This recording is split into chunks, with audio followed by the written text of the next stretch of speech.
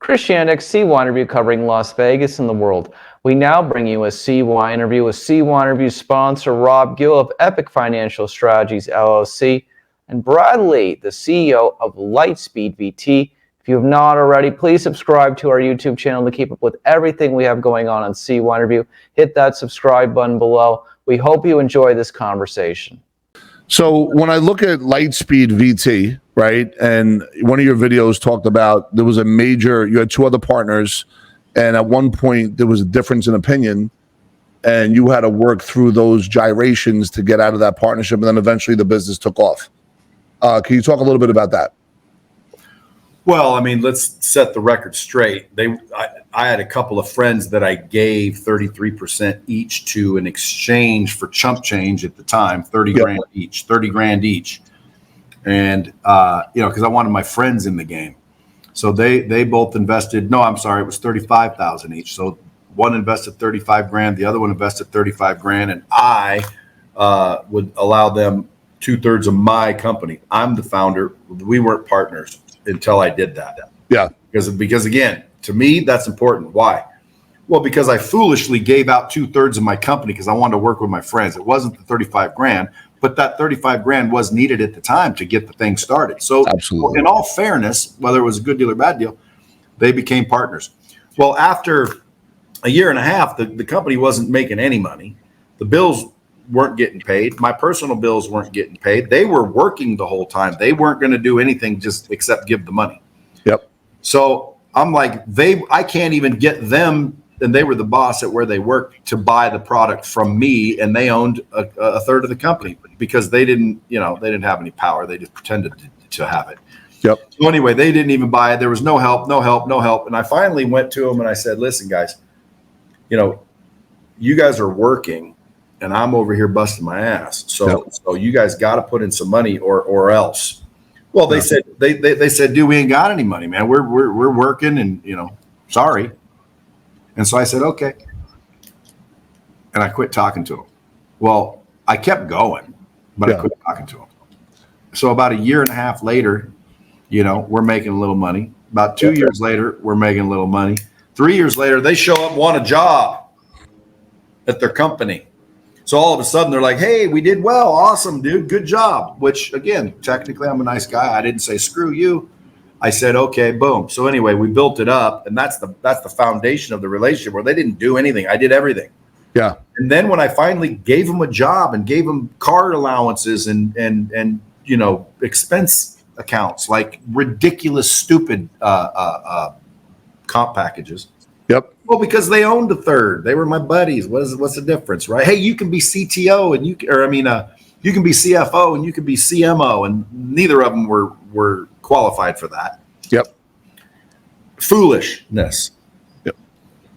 Anyway, long story short, company gets successful. Money starts coming in heavy, and they have 2/3 of the vote and decide that they are going to vote me out and take the company.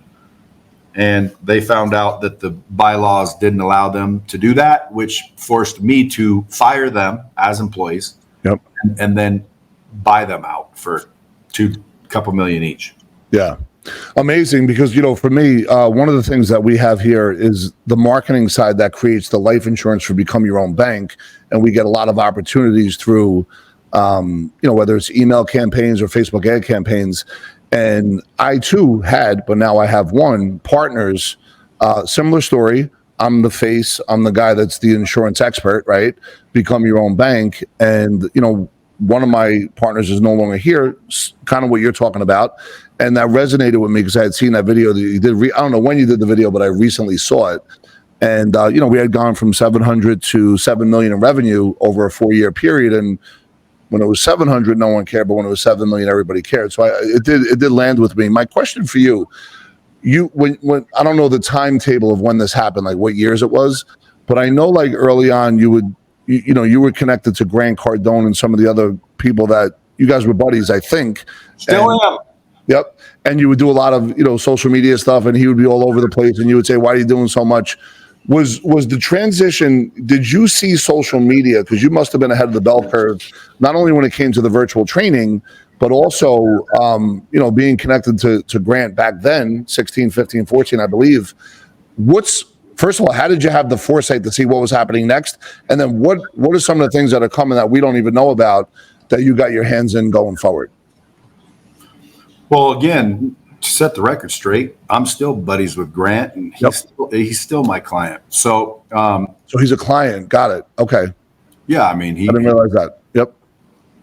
Yeah, I mean, he's been a client. That's how we built a relationship. Yep. So, ask the questions one at a time. Okay. How did you build LighSpeed virtual trade? How did you know that was a niche that no one else knew about? How did you step into that so beautifully? Well, I didn't stay ahead of the bell curve in that one. I invented the bell curve. So it was 1999. Internet was barely out. I quit my job to go train people and basically compete with a guy like Grant. And I was starting a training company to go train people how to freaking crush it in sales. And so I ran out there and started, and I couldn't get the results that I was getting prior. So I tried to figure out what the problem was, and it led me to this formula that led me to the LighSpeed platform, which didn't exist. Nobody had anything like that. Nobody was doing anything like that then. Yeah. And so I had to just build it and have it built. So ultimately, I invented the LighSpeed technology, which eventually kind of put me on the map, that Grant uses and Tony Robbins uses and all these subject matter experts use, many businesses that you've heard of. So training system. I invented that for myself. And then once that started working, I ran into competitors like Grant, as an example, where they didn't want to buy my system because it was me in it. And I'm like, well, what if I had Grant in it? And they're like, well, if you had Grant, I'd buy it. And I said, oh, okay. After I heard that a couple of times, I'm like, well, shit, why don't I just take my stuff off and put Grant stuff in and tell them where the customer is that's willing to pay? So I just went and closed Grant on using my platform. And so Grant came on board. And I just got a little sliver of the revenue that he was getting, but I couldn't sell him anyway. So I'm thinking, well, let me collaborate with him instead of compete with him.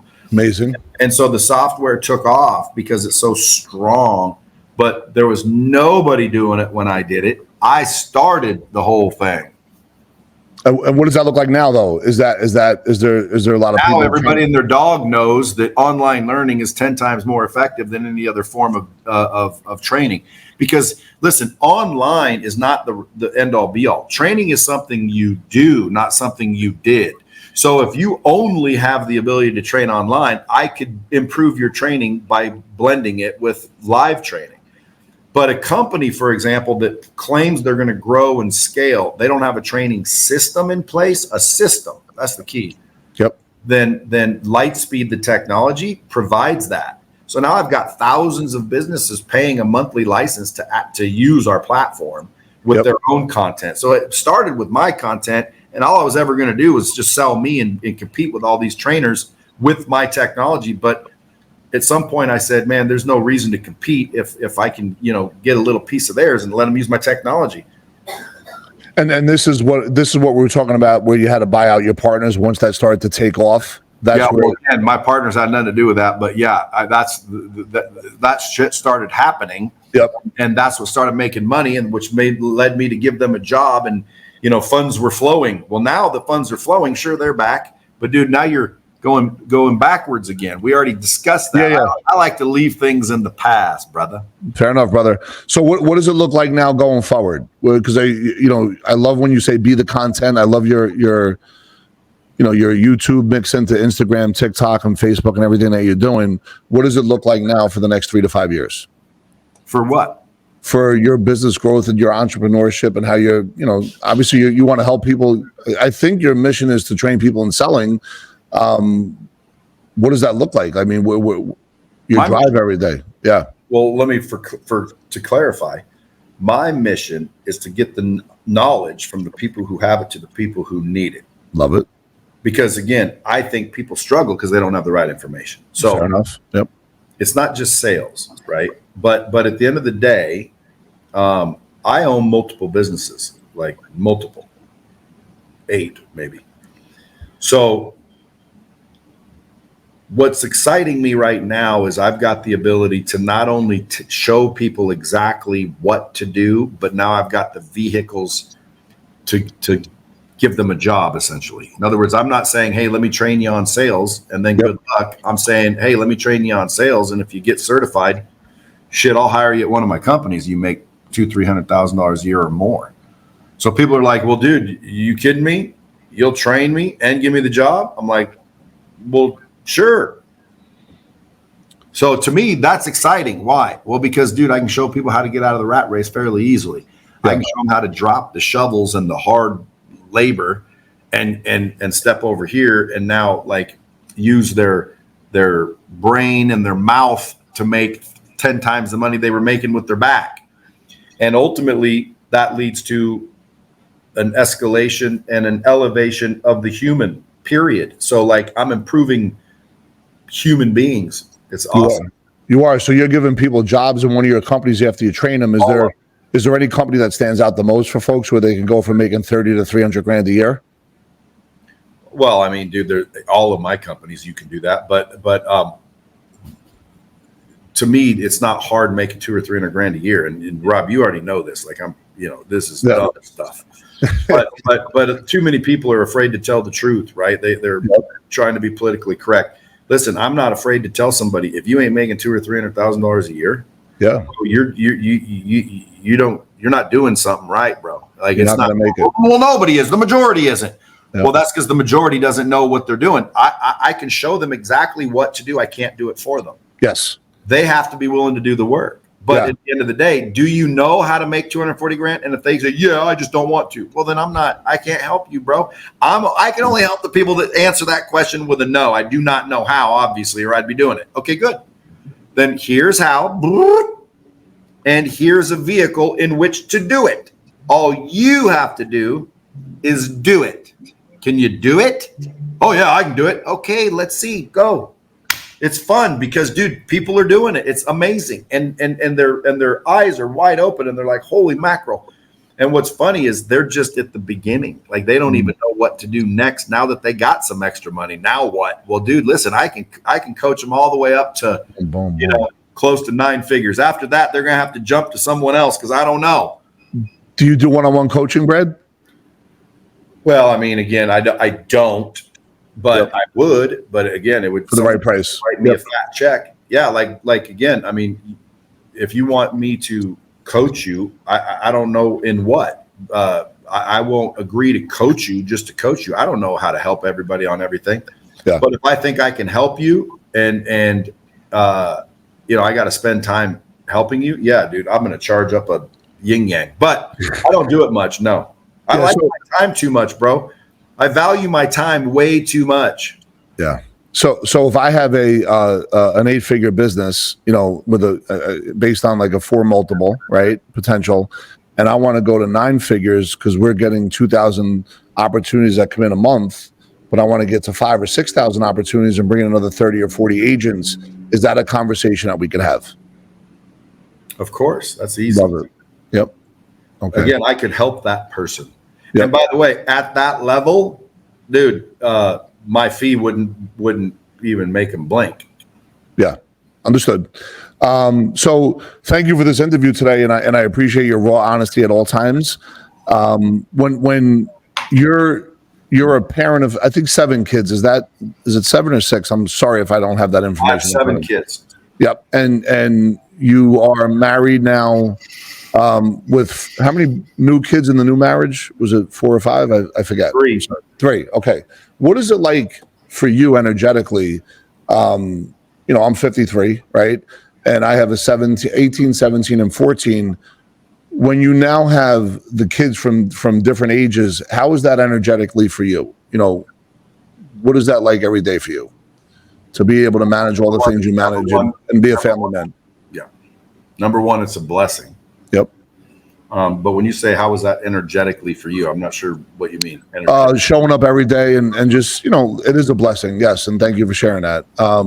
But if I have an 18-year-old and then I have a 2-year-old, I don't know if that's the sequencing for you, but how do you show up every day and do, I guess what I'm saying is how do you create fulfillment and balance in who Brad Lee is with the platforms that Brad Lee has? and being able to hit the target every day? Well,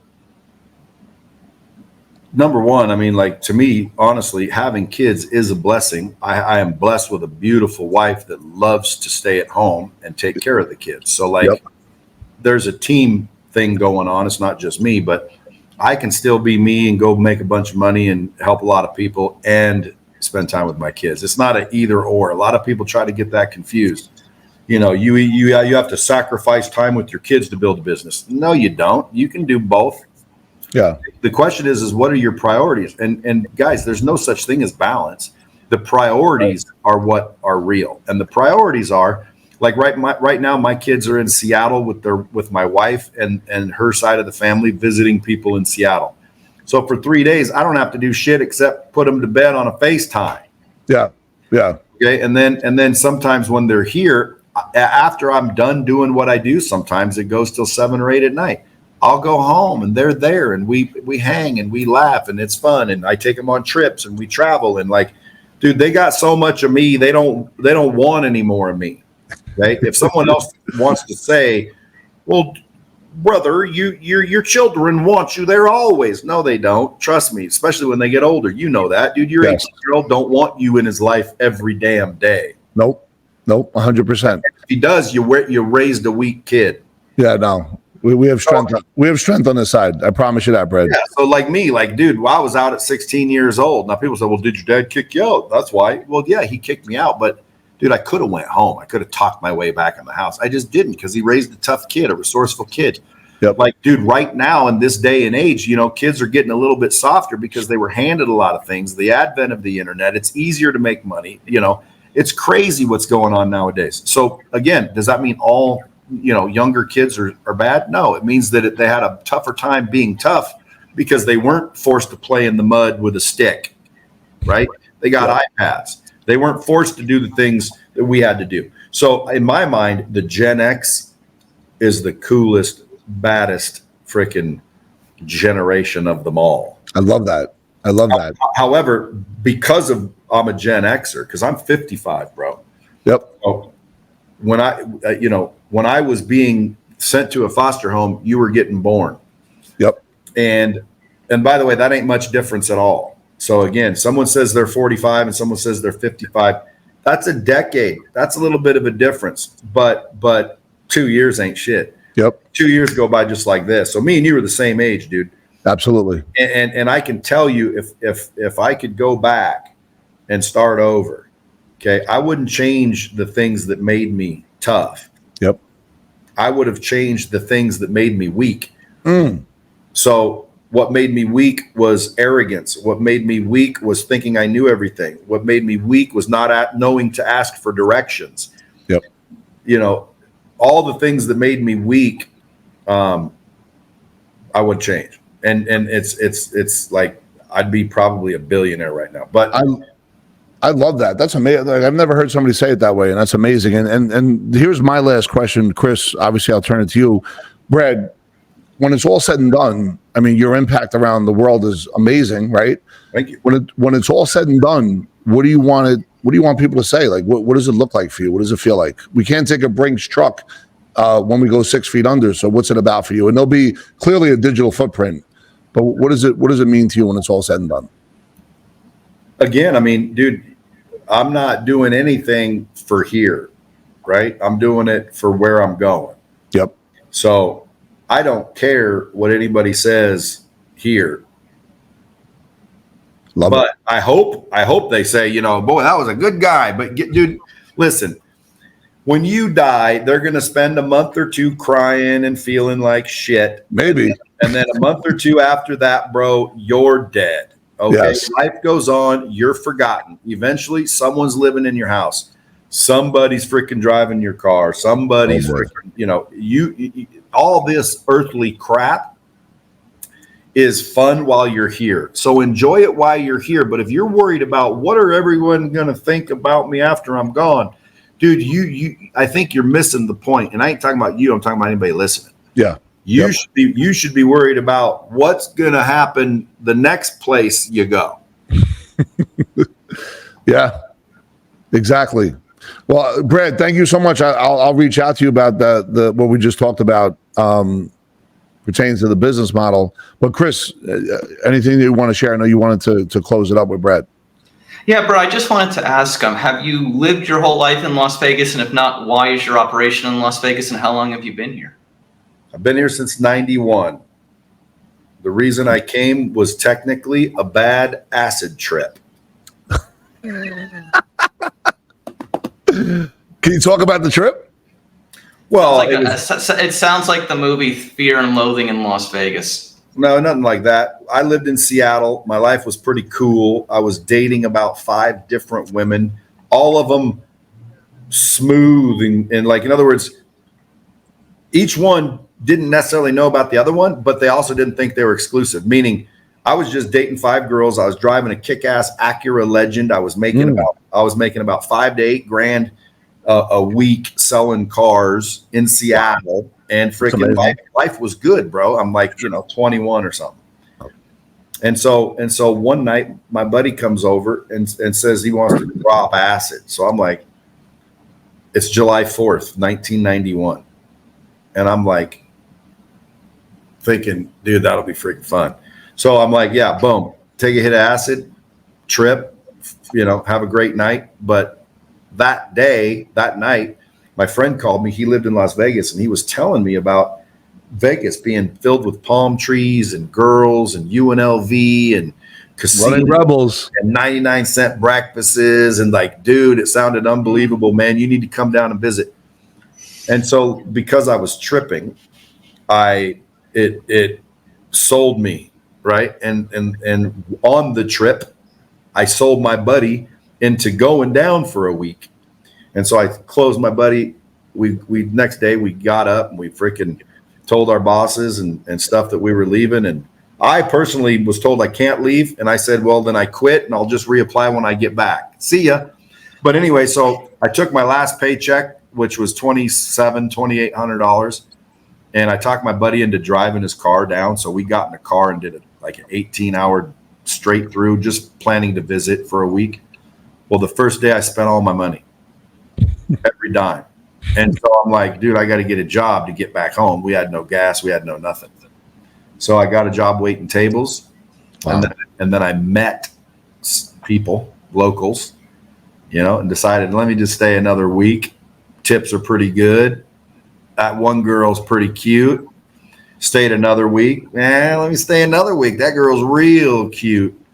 Stayed another week and then ended up marrying that girl. Having 2 boys and just never left since then. So that was 91. A lot of changes, a lot of resorts, and a lot of things have changed in the last 5 to 7 years. Quickly, I'd love to know what you think about the last 5 to 7 years compared to those years before you. I mean, with all the professional sports and everything else that has happened, it's unbelievable what has happened in the last 5 to 7 years. Yeah, again, I mean, Vegas is growing, and I think it's going to continue to grow, and more professional teams are coming. So I got here in 91, bro. Yep. There was UNLV, and that was it. There was UNLV, and that was literally No. There was casinos. There was like the dunes. No, I'm talking about sports. There was UNLV sports, and that was it. Yeah, of course. We had the dunes and the Stardust and the Desert Inn and the Sands and all those places. Absolutely. And the Frontier still at that point. Chris, how old are you? 38. Damn, you look like a kid still. That's good. That's good, buddy. 38 years old, and you were born and raised here, or no? No, I lived in Miami, but we're CYInterview. We're Las Vegas' fastest growing media outlet. I know a lot about the history of Las Vegas. Can talk with you about it for hours. I was going to say you know your stuff. Yeah. So yeah, back then, man, there was like not much. Yeah, but then the dunes was. Go ahead. Chris, hold on. Hey, Brad, when you were running Rebels basketball college fan, did you even care about basketball at that point? No, I didn't care about sports. I cared about cheerleaders. Fair enough. About 15, 20 years ago, I spoke with Jerry Tarkanian about his book before he passed away, actually, Brad, on a side note. So Yeah, so we cover everything in the town. So we got to get together. We got to get Rob with us together when Rob comes back to town here in Las Vegas. And really appreciate your time today. Last question for you. Love the conversation with you and Rob today. What is one piece of advice you would give to any individual that you think is universal for success? Love that. That I think is universal for success. Doesn't matter what you're doing. Like, what's one piece of advice? It doesn't matter if you're selling cars, you're selling life insurance, you're waiting tables, you're a bartender, you're the cheerleader, you're the pool girl. What is one piece of success advice you would give to anybody to be good at what they do? To accelerate their business, Brad. Well, believe it or not, I mean, like people think they have business problems when they actually have personal problems at work. So at the end of the day, I would say, the cliche, raise your self-worth and you'll raise your net worth. You got to go figure out, how do you value yourself more? And that will automatically cause everything else to happen. You cannot value yourself and work for peanuts. You can't have your self-worth go up without your net worth going up. So in reality, man, I'd tell people, hey, go. First of all, you got to understand, relationships are the most important thing at anything. And you know that by if you were on your deathbed right now and someone said you have 30 days to live. Bro, you're not thinking about your Bugatti or your freaking, ski chalet and what's going to happen to it. You start thinking about the people in your life and you start worrying about that. You worry about relationships. So dude, that means don't die to realize that. That's what's important. But people realize it when they're dying and it's too late. So don't wait. Relationships are the most important. Then you think, holy smokes, relationships, dude, that's where money comes from. Every dollar you've ever received came from a relationship of some kind. And you want more money? Well, then get more relationships. Value those relationships and you'll get more money. It's just common sense. But the most important relationship that people fail to create, establish, and improve is the one they have with themselves. Rob, do you have a final question for Brad? No, I think Brad that wasn't my final answer, but apparently you guys got to go. No. Brad just dropped some bombs there, and he talked about relationship capital, which I totally appreciate. Brad, thank you for that. I'd love to hear the rest of that answer, because to me, you Chris, don't. my question. I loved hearing heard you guys enough talk today. I loved hearing you guys today, Brad. Go ahead. Rob, go ahead, finish. Okay, Brad, I would love to hear the rest of that answer if you don't mind. Well, I mean, bottom line is, it was just saying it a different way. So in a way, Chris is correct. Like, we get the point. The point is to value yourself. You got to go do the work on yourself. You got to build the relationship with yourself. Understand, value relationships. Number two, value the one you have with yourself, which leads back to your answer, which is what's the best advice that you could say would universally apply to anybody? The best advice is go fall in love with yourself, man. Raise your self-worth. There's people out there that aren't succeeding because they don't think they should. It could be subconscious as well, but you're never going to outperform your own self-image. So if someone said, what's the most valuable thing that could be universally applied in any business? Dude, do the work and meet yourself and really figure out who you are and build your self-worth up to where you don't have allodoxophobia. You're not worried about everybody else's opinion because you can validate yourself. You don't need validation. You validate yourself by doing the work and literally building that relationship with yourself. That's valuable. Was there a time that you didn't know that? Because that is an unbelievable experiential answer based on I'm assuming your success track. Was there a time that you didn't know that, and how were you able to overcome that? Well, again, yes, there was absolutely a time, and I had to realize it. Nobody said anything to make me just, I realized it over time, and I started to kind of look back, and it started to make more sense. And then pretty soon, now you start looking forward instead of backward, and then you start realizing, holy smoly, dude, I'm dumber than a box of rocks. There's so much to know. There's so much to learn. This is all real. This is all true. And when people say, it's hard to get rich, life's hard. Who's heard that before? It's not hard to get rich, and life is not hard. Okay. We're taught to believe that nonsense. So to me, it's all perspective, right? You could have a person in a bad situation and another person in the same situation, and based on their perspective, one's happy and one's pissed. So it's all perspective. At the end of the day, how do you choose to look at things? Well, who gets to choose how you look at things? Well, you do. Well, then why are you choosing them to look at them like an asshole? Why are you choosing to have a bad day? Why are you choosing to be depressed? Why are you choosing to be nervous? Why are you choosing to be anxious? And by the way, that's your vibration. That's your frequency. Well, dude, you're what you emit is what you attract. So you're emitting all of these negative vibrations, and you're getting a bunch of negative vibrations in return, and you're wondering why, and then you feel more negative vibrations. Like, why don't you realize everything vibrates, and your frequency is what you frequently see? So if you want to raise your frequency, dropping bombs, start at the top with gratitude. So when I wake up every day, I am totally aware of how valuable even that is. So I start at gratitude, and the rest of the day I start attracting gratitude and love and happiness and excitement and enthusiasm. And while other people are waking up worried about their rent, they don't realize there's enough money in the world. You don't need to worry about your rent, bro. You need to worry about solutions to things, but you're worried about rent. Well, that worry, that frequency is now attracting more problems. So once people I call it becoming enlightened. Once people are enlightened and they realize, holy crap, dude, I'm choosing to be what I am. And you know that you control that, and you literally do, dude. Everything changes. Do you have these habits and rituals every morning, Pat? What is your habits and rituals every morning? What does that look like? You start with gratitude. I heard that. I understand frequency. I understand, being able to kind of raise your frequency and the questions that we ask ourselves, either are suboptimal or optimal. What is your morning or your daily habits look like? Well, I call it the $1 million morning only because when I wake up, I realize that's worth more than millions. So it's the $1 million morning because of the gratitude. And then I focus on 4 areas, dude. My health. Because again, without that, dude, you'll give up everything to get that back. Okay. And I don't go crazy, dude. I just elevate the heart rate for 20, 30 minutes a morning and lift some weights. It's nothing major. Yep. And then I focus on relationships by identifying who I'm going to reach out to and give a positive outreach to. So I'm not the guy that always needs something when I call, so I'm going to strengthen 5 relationships. I'm going to figure out who those people are. And then I'm going to focus on 5 things that drive revenue today, not tomorrow, not next week. What I need to do today, because I want to focus on money. I like it. And then last but not least, I want to focus on making myself worth more and being smarter or self-development. And I'm going to read because I need new information. The reason I'm not where I want to be is because I don't have the right information or I don't have the right relationship. It's either the information or the relationship. So I'm seeking both aggressively. Wow.